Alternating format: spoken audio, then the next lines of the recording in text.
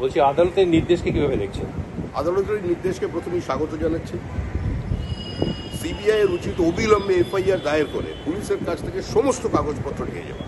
কারণ যে পুলিশ অপরাধীর পরিচয় গোপন করছে এবং যে পুলিশ অতীতে কোর্টের নির্দেশে ভোট পরবর্তী হিংসায় যখন সিবিআই তদন্ত হচ্ছে তখন সাক্ষীদের হস্টাইল করে দিচ্ছে, ভীতি প্রদর্শন করছে, প্রমাণ লোপ করছে, পুরো বিষয়টাকে কভার আপ করার চেষ্টা চালিয়ে যাচ্ছে, যে পুলিশ এই ঘটনা ঘটার সঙ্গে সঙ্গে লালবাজার থেকে প্রেস বিজ্ঞপ্তি জারি করে জানিয়ে দিয়েছে যে প্রাথমিক অনুমান অনুযায়ী এটাকে ধর্ষণ বা খুন বলে মনে হচ্ছে না, এটা আত্মহত্যা, সেই পুলিশের কাছে থেকে এখানে কোনো বিচার পাওয়া যাবে বা ঠিকঠাক তারা নিয়ে যাচ্ছে মনে করার কোনো কারণ নেই।